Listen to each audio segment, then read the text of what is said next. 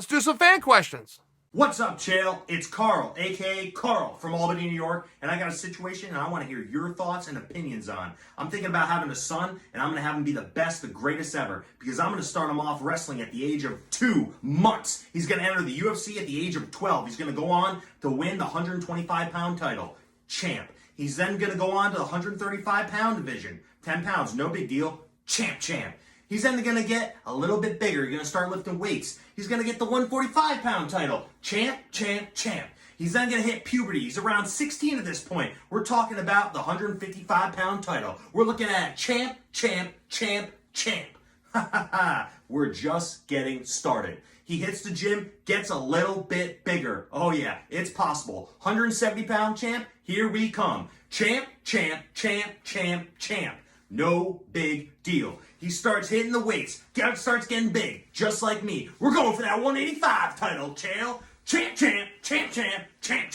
Woohoo! And then he goes on to take John Jones. Yeah, John Jones is still fighting at this point. And guess what? We went on the picograms. We're taking him out. Champ. And then we learned something from Rumble Johnson himself, and we got huge. My little son is now packing that heavyweight division, and we're rocking that. Champ. Woohoo! And then people are going to say, hey, is that guy the champ? He was, until he just won the women's division because he just had a gender change. And he fought Cyborg's daughter, who's an actual cyborg. So we're looking at the champ, women's bio champ. Okay, now, how you got past the screener over here at Bad Guy Inc., I will never know, and I know you set out to put on a piece of theater that was meant to be completely ridiculous, but I'm glad that you're here, and even through the comedy there, I gotta back up. Did you say to me, hey, Chael, this is Carl, a.k.a. Carl? Because if you did, well done. I mean, that's very simple, low-hanging fruit, but there's a piece of genius in Carl, also known as Carl. Okay. Well, I wish your son nothing but the best. I'm going to take this with a grain of salt and try to dissect a couple of your points. Please do not get your son involved in wrestling at 2. I want to tell you, Rickson Gracie came on this podcast. And if you're a Gracie, you have to do jiu-jitsu. You just have to. You don't have to go into MMA, but you probably will at least dip your toe in it. But you have to do jiu-jitsu.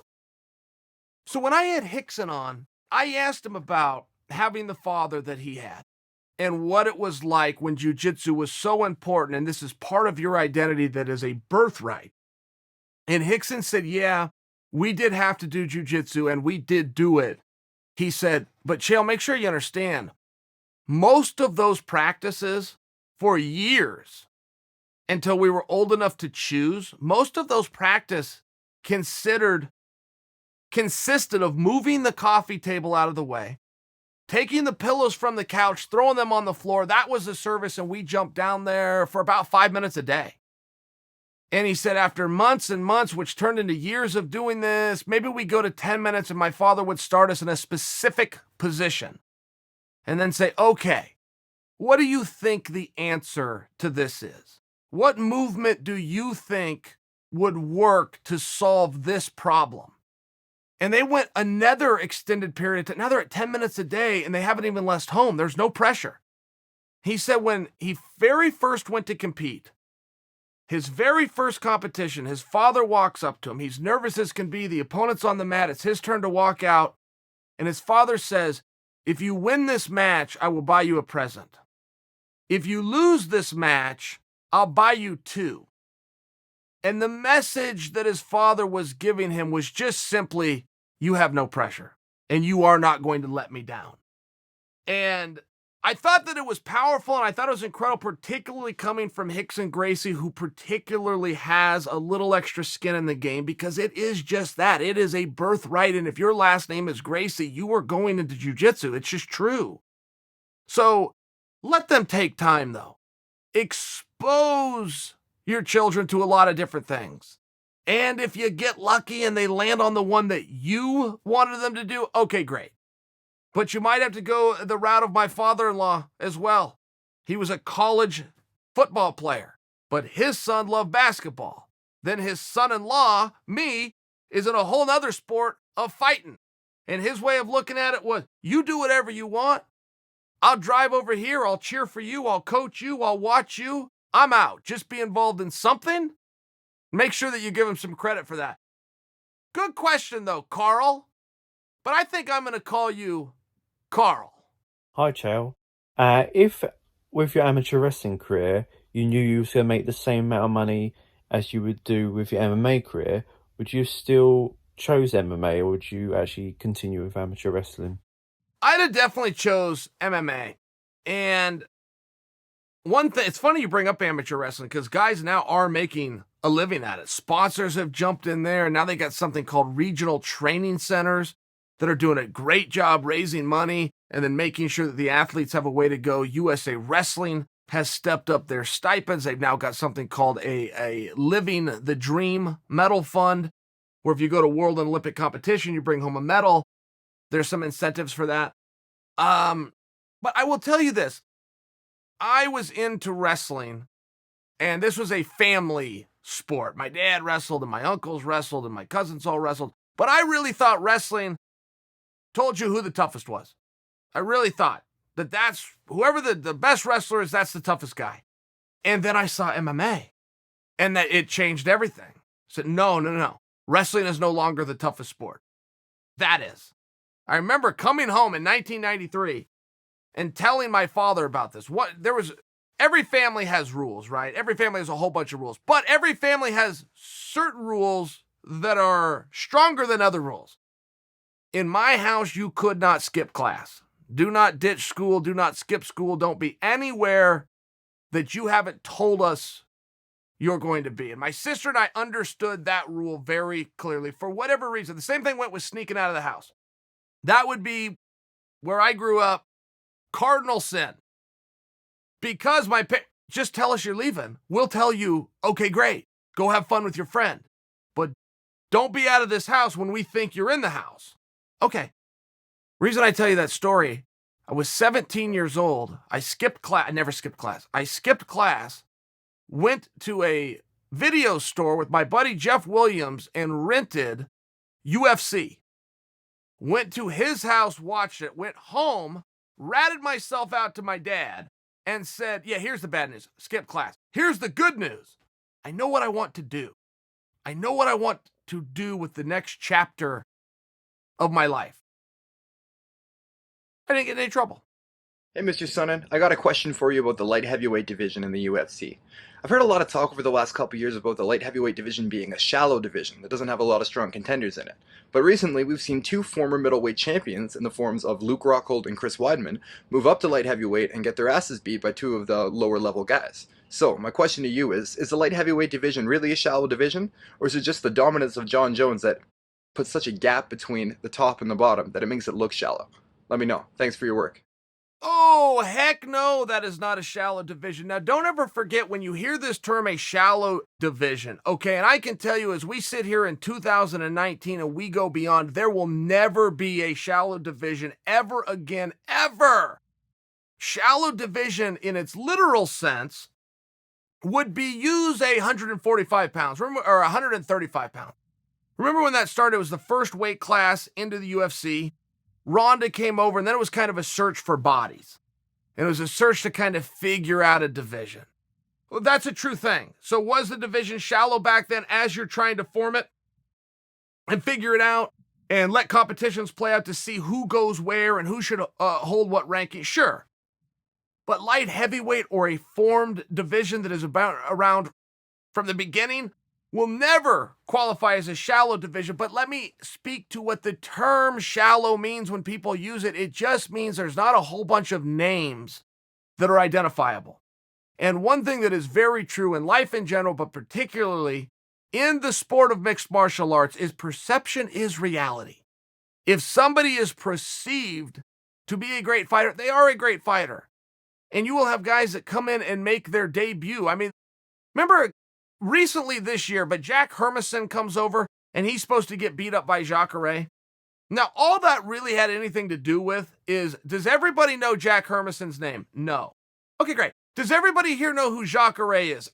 Every hand in the room goes up. So therefore, Jacare is better. As silly as that may sound, in broad strokes, it's generally right. Generally, the more popular guy got that popularity for a well-earned reason. Generally.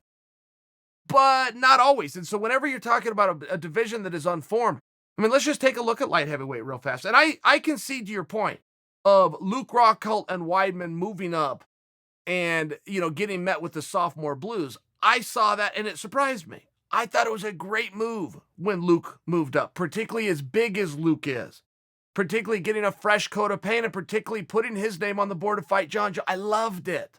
I was surprised at how the experiment went. Same thing goes with Chris Weidman, particularly knowing how big Chris is. I followed Chris's amateur wrestling career. He used to compete at 96 kilograms, known as 211 pounds. So I know he's big enough to be at 205. I loved it. I was surprised with the results of the experiment. But let's take a look at this shallow division, okay? You've got Thiago Santos, who many people thought beat John Jones. And I don't wish to rehash and revisit this, but on a 10-9 must system, there was many pundits ringside that thought he won 3 rounds and that John had won 2, and you were going to have a new champion. The reason I compare that, if you're talking about somebody who's not very good, oh, and by the way, a lot of people thought he beat the best light heavyweight to have done it.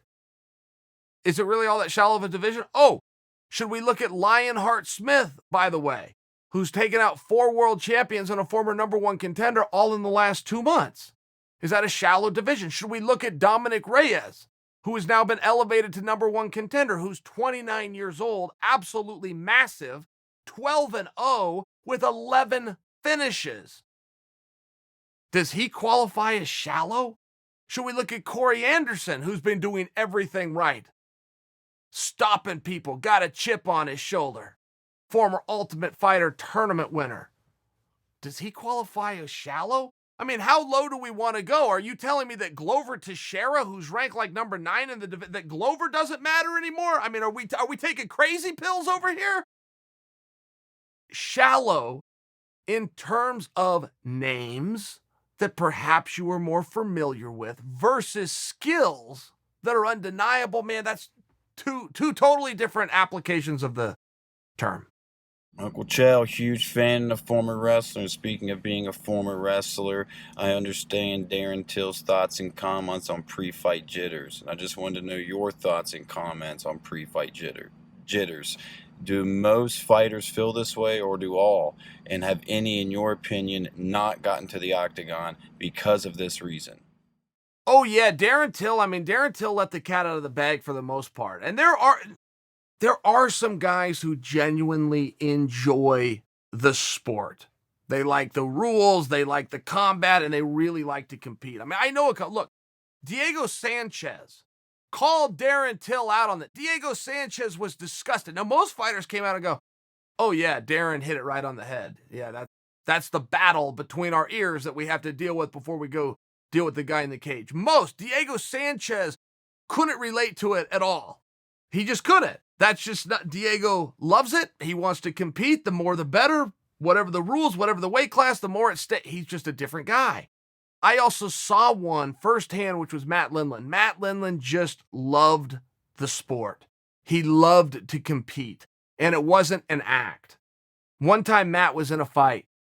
It was to pay $1,500 with a win. The fight was in Mexico, and this is before regulation even was a thing. It was hard to even come up on a competition, and Matt Lindland needed that $1,500.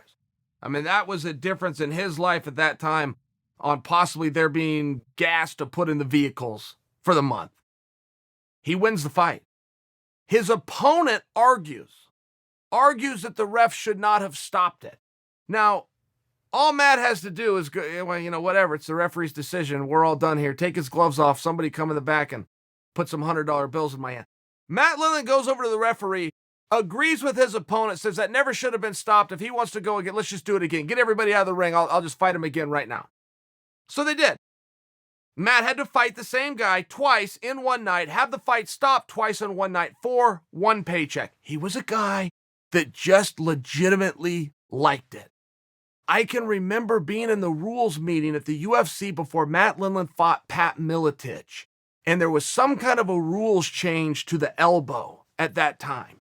Maybe they fought in New Jersey, or there was some, whatever it was, whatever jurisdiction they were in, they had changed the rules to the elbow. And Matt was so disappointed.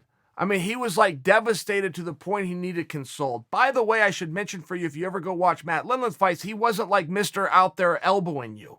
That really wasn't a tactic that he like masterfully employed. He was just so sad that that rule was now gone. He was just a rough guy. You will run into those, but for the most part, what Darren said is very real on any level of extent. Darren talking about I didn't want to walk out there and I was willing to fake an injury, and some level of that, though, is very real. For 99.9%. Every now and then you'll run into a Matt Lindland, and every now and then you'll run into a Diego Sanchez. But for most guys, yeah, it's an anxious environment. Hi, Uncle Chael. My question is, do you think the beef between Colby and Masvidal is real or fake? I can't tell if I'm being worked or not, because we know Colby loves pro wrestling, and the two best friends turned bitter rivals at the same gym. It seems a little bit too perfect, but I honestly can't tell if it's a work or not. What do you think? You're the expert. Let me know.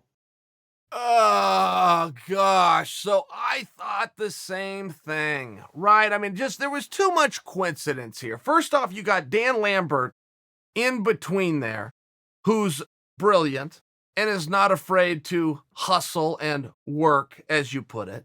Then you got Colby, who loves the idea of the media attention and building a storyline. And then you've got Masvidal, who seems to get along pretty well with Lambert, with Colby, does happen to be in the same division. I mean, there's a lot of moving parts where I was thinking the same thing. And I wanted it to be a work. I not only wanted it to be a work, I wanted them to kayfabe the work and take it to the grave and never elbow, wink, wink, reveal the curtain to the audience in any way. And there was even a part of me that would get anxious about this. I'm going, well, Colby's really into this and Colby really enjoys this, but I don't know if George does. So I think at some point they're going to drop the curtain and we're going to see an Instagram of them laughing and enjoying this whole thing together. And now I'm seeing, no, that's just not what happened. This is just straight up shoot right in front of your eyes. And maybe you enjoy it and maybe you feel uncomfortable about it and you're thinking about what's going on at the ATT and where do these guys park?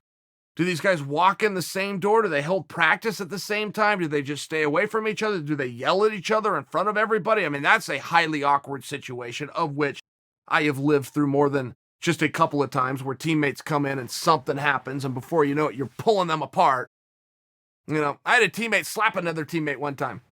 Now, in the agreed upon time, in the agreed upon circumstance, we're going to go ahead and punch and kick each other that same day. A slap would be nothing. But at the inappropriate time that was not agreed upon and within the coach's structure of practice, to see one teammate slap another teammate was terrifying.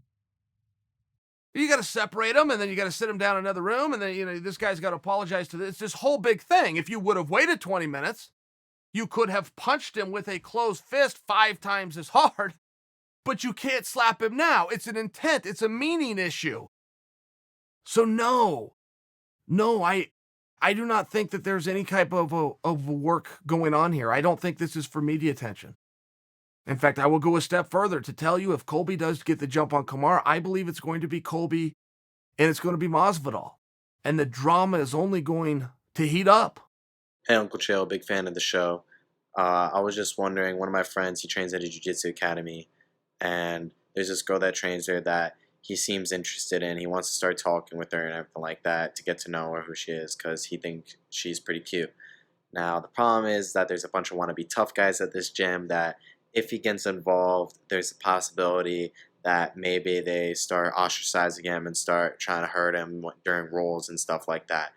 Now, he really thinks this girl is cute, and he hasn't really like talked to girls before, and I really want, him to do this type of stuff, but he's a bit, scared of what will happen.